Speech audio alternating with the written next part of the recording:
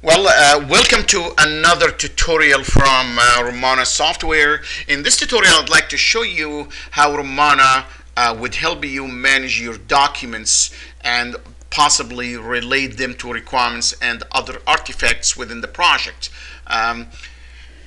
What you are looking at here is the main project screen one more time. And if you look at the menu bar in the top here, documents and models are here.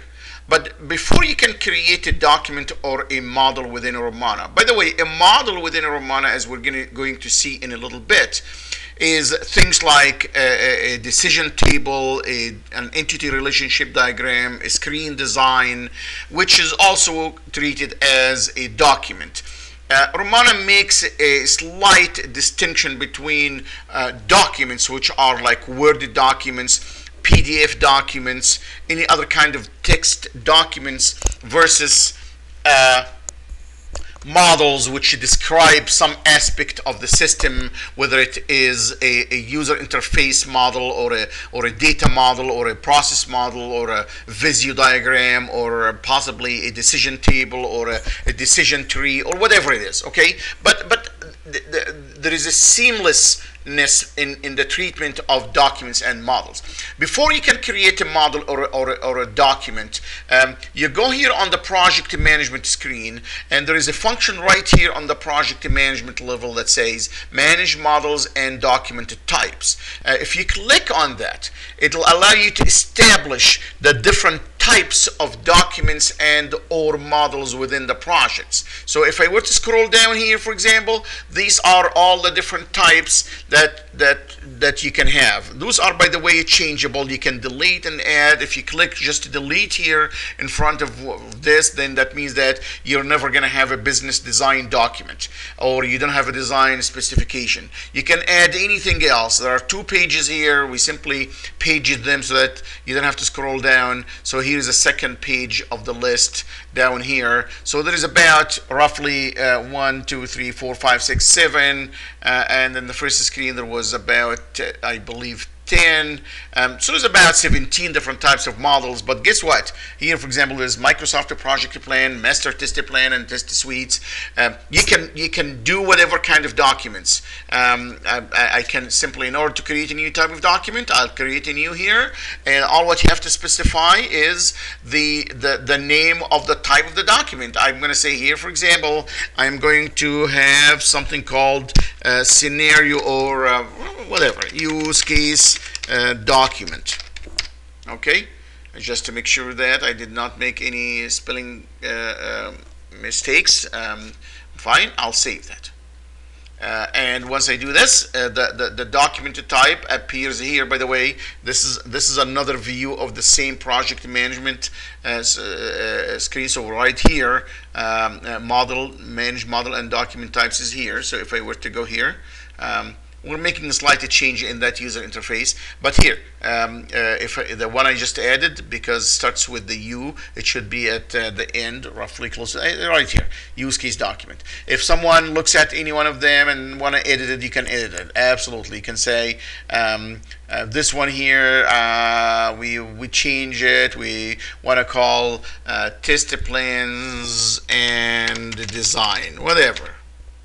Okay, and just simply save or update.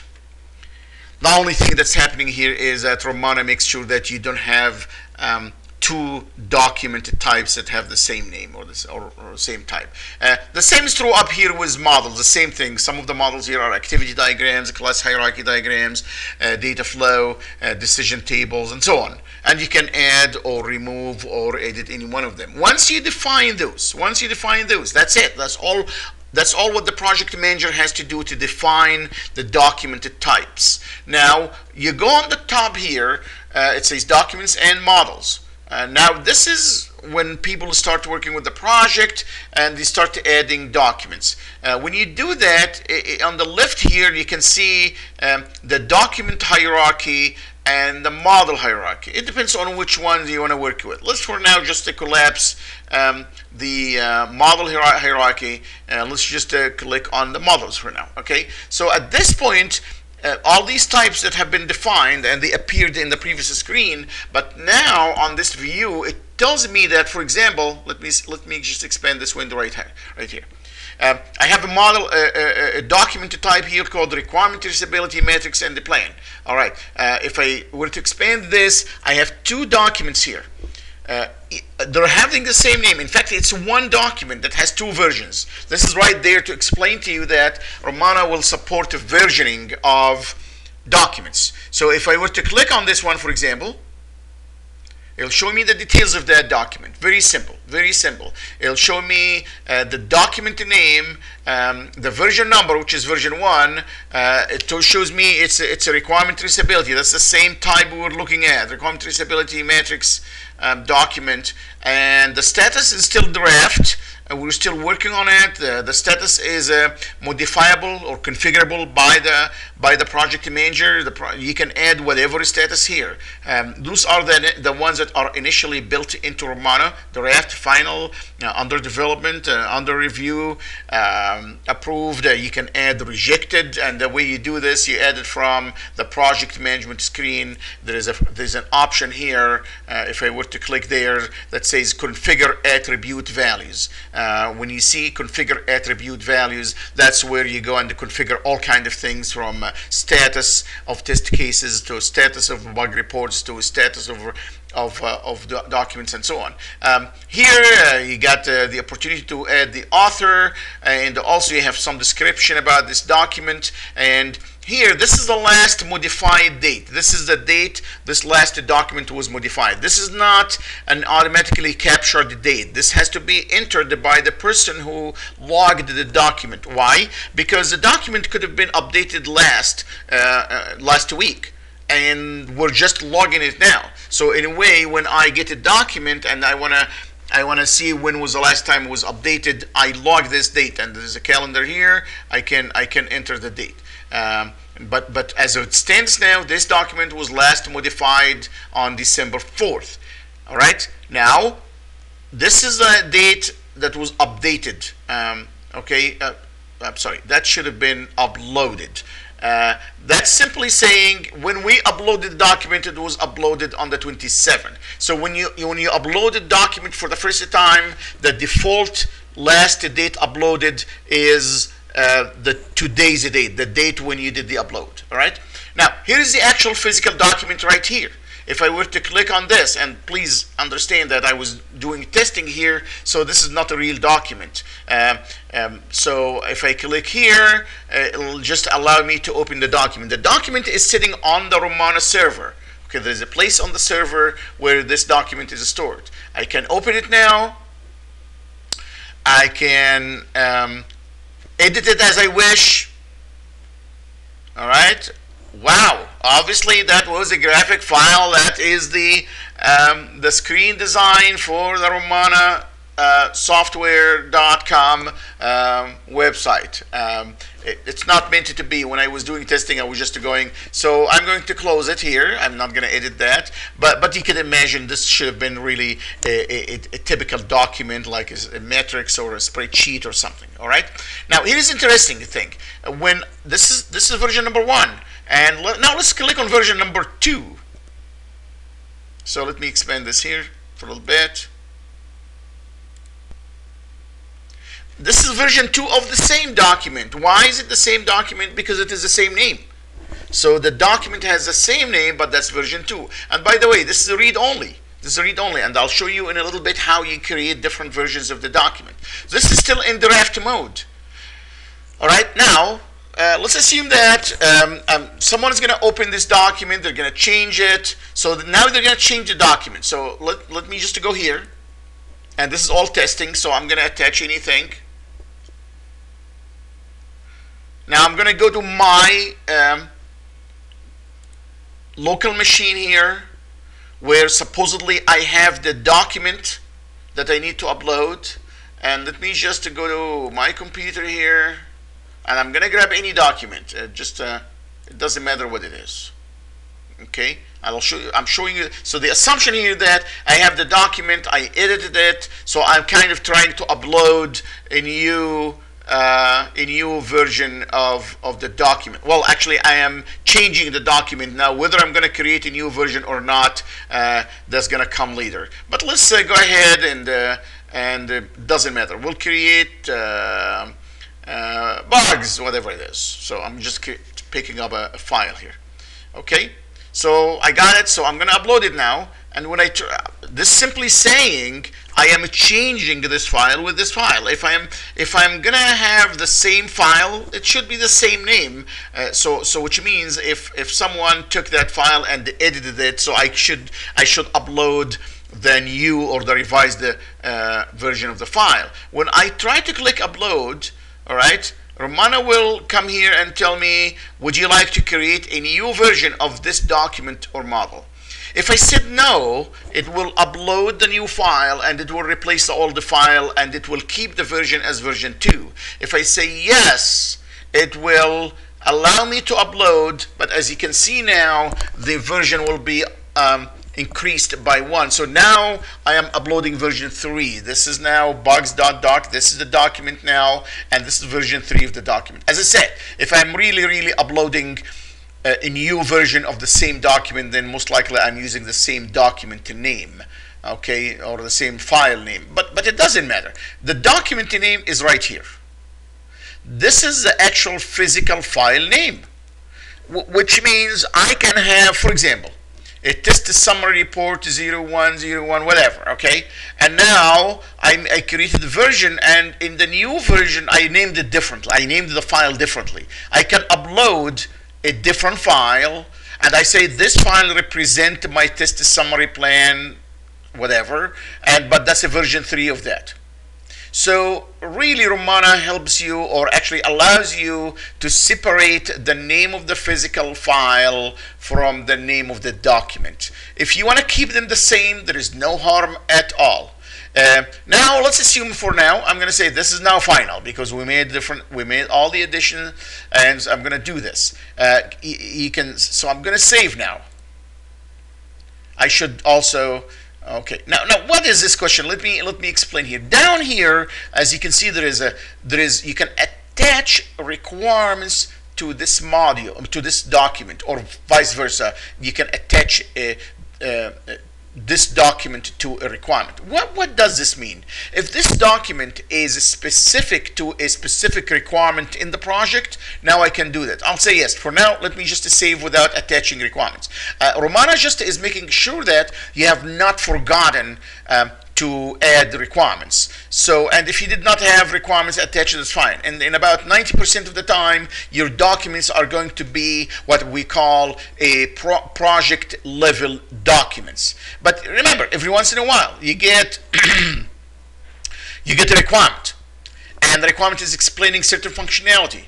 And that certain functionality has some file that explain it further. So you can upload that document, and you can come down here and you say, you can say this document actually applies to a specific a specific requirement. So I'm going to go here and click on select deselect requirements. Okay. Now, if I had any requirements defined in that project, which I believe I don't, it will list all the requirement tree here. And I can select any one requirement, or 2 requirements, or 3 or 6 requirements, and move to the right. So the box on the left, has all the requirements in the project. The box on the right has the attached requirements, which means the requirement or requirements that are relevant to this document, or the requirements for which to which this document is relevant. But again, as I said, 90% of the time your documents are going to be project level documents. So for now, I created version 3 of the document, and that's about it. I don't have a description because that's known what that is. If I have a description, I would add that. And I did save, and I saved to that requirement doc. As I said, let me look here. I'm going to click just for the, now you see what happens here on the left. I had version 1, I had version 2, now I created version 3 of the same document. but the file was different. I can go now and do the same thing with those models. Let's assume that under models, for example, I have here, I got a decision tree. All right, so I am going to click on that. I am going to create a new file that describes a decision tree. Typically, you will find that models are associated with requirements more often than documents associated with requirements. So if I have to say a word to say something about the difference between models and documents, documents are likely to be a project level documents. Okay, so a requirement document, a test plan, whatever. A risk analysis document. However, models like entity relationship diagrams, decision tables, decision trees, whatever, they may in fact apply to specific requirements. Before I do that, let me check if I have any requirements attached to this project. Well, guess what? It is true that I don't have any requirements. So that project does not have any requirements. That's why I could not attach that document to any existing requirement. So I'm going to go back here to models or documents and models, and I'm going to expand models. I'm going to go here to decision table, for example, and I will create one document or one model for a decision table. And the same thing, you'll find that it is very much the same screen. It has the name of that decision, so I can call this, for example, if I have a decision table that determines loan approval process. This is typically what decision tables are used for. If I have a loan approval process and I have a decision table that describes exactly the criteria, I'm going to call it criteria, something like that. All right. So that's the name of my model. Now, what's the name of the file that actually describes that model? It could be almost anything. I'm going to say this is a draft. I am going to say that's a decision table. Now, interestingly enough, every once in a while, you get someone who looks at something at a file like this and say, well, no, that is not actually a decision table. That is actually an equivalency class or an entity relationship or whatever it is. So it looks like the person who created the model sort of classified it. And the same happens with documents, by the way. If someone creates a document and call it a test plan, and someone comes back and says, well, no, that's not a test plan, that's actually a test design. So they go to test design, and so you can change the type anytime, and the changing the type does not affect anything except just saying this is a type of this document. All right, you can again do the same thing. You can identify the specific file that you're going to upload, and when you do that, it'll ask you. I mean, of course, the first time around when you upload the document, it will not ask you if you want to create a new version or not, because by default, the first time you create a document or a model, the version is version 1.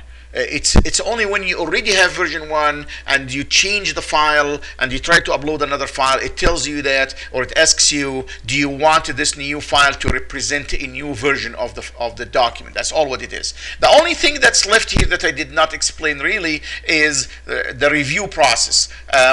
If I created this document and I posted it online, I can go here and request a review.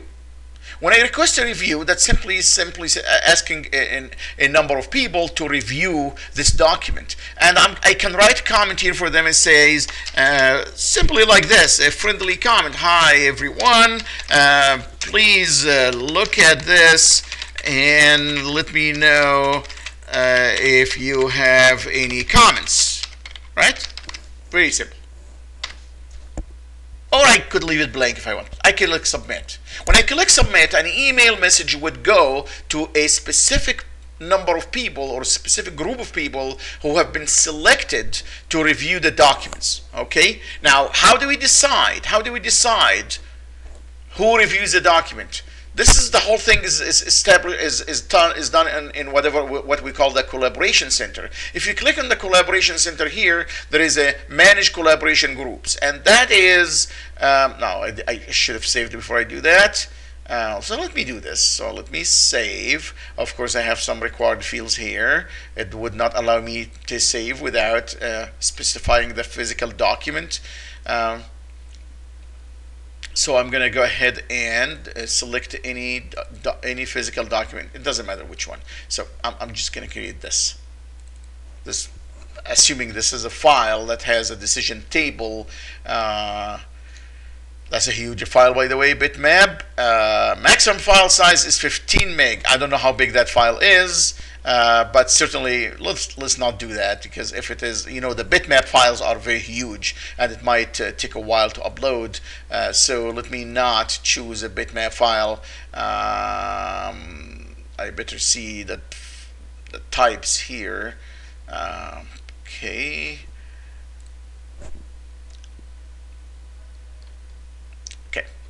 Safe enough to do a PDF, right? All right, here's an invoice. Doesn't matter. So here's a document. Now I can upload. As I said, it will not ask me if I want to create a new version or not, because this is just a version 1. It uploads the document here, and it is version 1. And now, as I said, so let's save now. And every time I try to save, if I have not attached any requirement to the model, I mean, we've been debating about these kind of things, if we should continue to give the warning or not. I think, in my opinion, it's better to do this, because sometimes people forget. But we can as well just to remove this warning and let you save without any warning. So I'll say yes, I want to do that.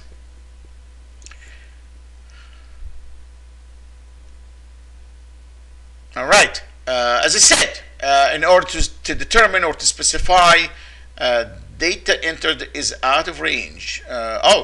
Because the date here is blank. The last modified date. So let's say, yeah, that was modified sometime last week, if I remember. Just doing that, I'm safe.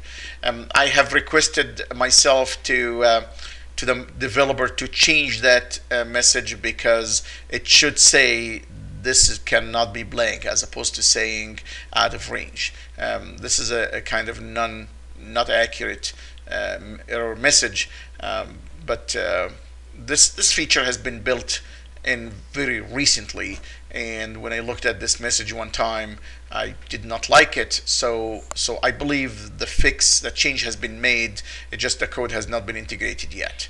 All right. As I said, if you go here under Collaboration Center, okay, now I saved.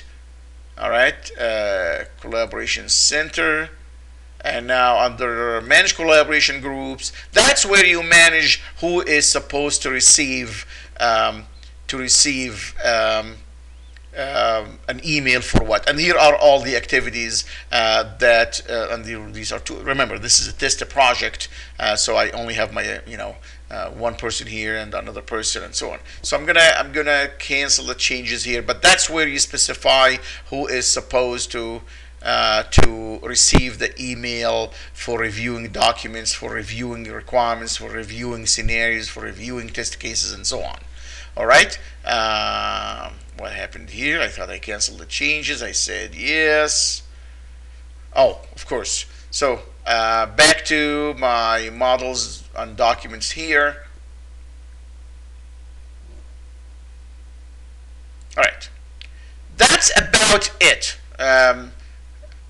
That's all what Rommana does at this point in terms of managing documents and managing models, and allows you to specify different types of models and different types of documents and maintain the documents. I expect this feature to be enhanced and elaborated on very soon here, because this is one of our latest features that have been added. But we understand that there's so much to do about requirement management that we have a number of features in the pipeline, or I should say in the backlog, to be implemented.